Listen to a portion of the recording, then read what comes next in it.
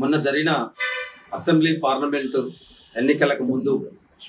ఇచ్చిన కాంగ్రెస్ పార్టీ ఇచ్చిన హామీలలో భాగంగా ఒక చారిత్రాత్మకమైన ఘట్టానికి ఈరోజు తీర్మానంతో అసెంబ్లీ తీర్మానంతో గౌరవ ముఖ్యమంత్రి రేవంత్ రెడ్డి గారు పూర్తి చేయడం జరిగింది. ఏదైతే బీసీల అనాది నుండి కూడా మాకు జనాభా నిష్పత్తిలో రిజర్వేషన్లు కావాలని చెప్పి గత దశాబ్దాల నుండి కూడా వాళ్ళు కొట్లాడడం జరుగుతూ ఉంది. ఆ క్రమంలో ఏదైతే ఈ బీసీల న్యాయమైన కోరికే, ఈ కోరికను తప్పకుండా మేము అధికారంలోకి వస్తే నెరవేర్స్తామని చెప్పి కాంగ్రెస్ పార్టీ అగ్రనేత గౌరవ రాహుల్ గాంధీ గారు, ప్రియాంక గాంధీ గారు, మల్లికార్జున ఖర్గే గారు, గౌరవ సోనియా గాంధీ గారు కూడా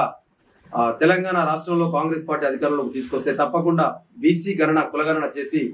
తప్పకుండా ఆ చట్టబద్ధత కల్పిస్తామని చెప్పి పేర్కొనడం జరిగింది. అదే కాకుండా ఇంకా దశాబ్దాల నుండి ఏదైతే ఎస్సీ వర్గీకరణ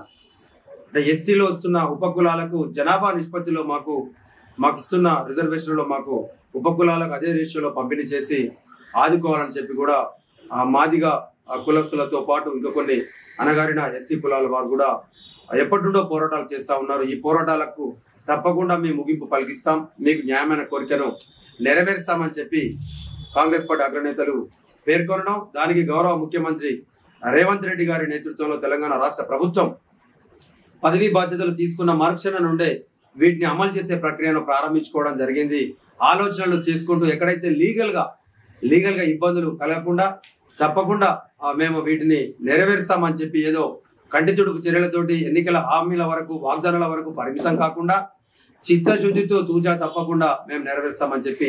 ఆ రోజు పేర్కొనడం జరిగింది. ఆ పేర్కొన్న ప్రకారంగా నిన్న అసెంబ్లీలో ఒక చారిత్రాత్మక ఘట్టానికి తెరలేపి కాంగ్రెస్ పార్టీ ఆధ్వర్యంలో ఏదైతే బీసీల గణనకు 42% చట్టబద్ధత తెస్తూ అన్ని విపక్ష పార్టీలు, గతంలో 10 ఏళ్లు పరిపాలించిన బీఆర్ఎస్ ను, ఈరోజు కేంద్రంలో అధికారంలో ఉన్న బీజేపీ పార్టీని కూడా విశ్వాసంలోకి తీసుకొని గౌరవ ముఖ్యమంత్రి గారు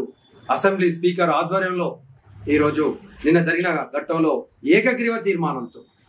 బీసీలది న్యాయమైన కోరికనే 42% తప్పకుండా ఇవ్వాల్సిందే అని చెప్పి కూడా వారందరూ కూడా ఏకగ్రీవ తీర్మానంతో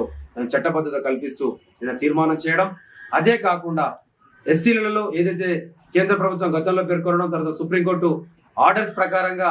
ఆ రోజు గౌరవ ముఖ్యమంత్రి గారు సుప్రీంకోర్టు ఉత్తర్వు వచ్చిన మరుక్షణమే నేను తెలంగాణ రాష్ట్రం ముందు వరుసలో ఉంటాం, ఈ యొక్క ఏదైతే మాదిగా దాని కులస్తులు కోరుతున్న కోరిక ప్రకారంగా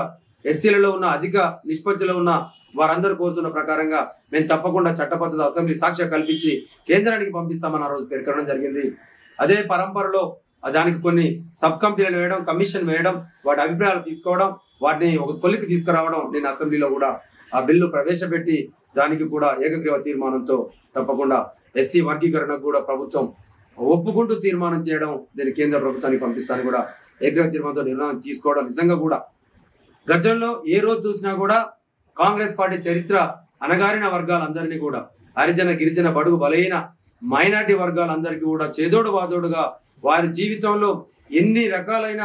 ఉంటే అన్ని రకాలు ఆదుకోవాలంటే విద్యాపరంగా కానీ, ఉద్యోగ పరంగా కానీ, వైద్య పరంగా కానీ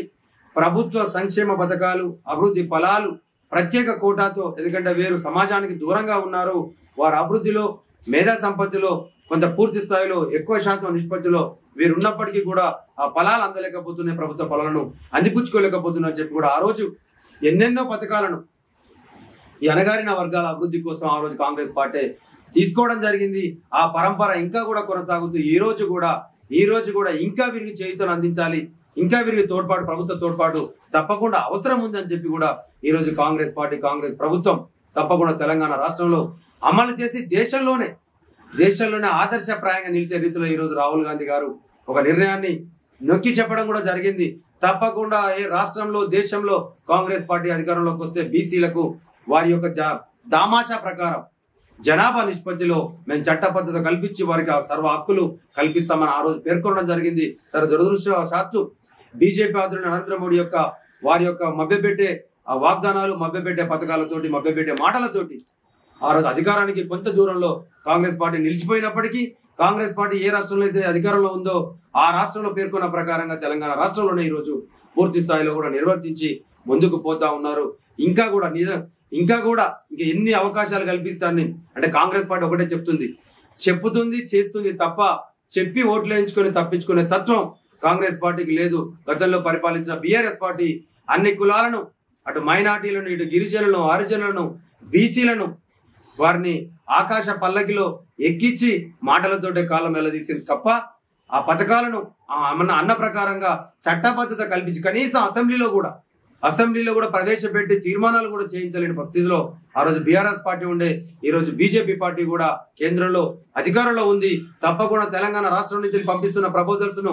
చిత్తశుద్ధి ఉంటే తప్పకుండా కేంద్ర ప్రభుత్వం ఈ రోజు బీజేపీ ఆధ్వర్యంలో ఉంది. పార్లమెంట్ లో వారు కూడా దీని చట్టబద్ధత కల్పించాలని కూడా మేము డిమాండ్ చేస్తా ఉన్నాం. కాంగ్రెస్ పార్టీ తరఫున ఈ రోజు ఏదైతే ఈ యొక్క మంచి అవకాశాన్ని అంటే కొన్ని లక్షలాది మంది కొన్ని ఏళ్ల తరబడిగా ఎదురు చూస్తున్న ఘట్టానికి గౌరవ ముఖ్యమంత్రి రేవంత్ రెడ్డి గారు, స్థానిక శాసనసభ్యులు, సీనియర్ కాంగ్రెస్ నాయకులు దొంతి మాధవరెడ్డి గారి ఆధ్వర్యంలో ఈ రోజు బీసీలకు,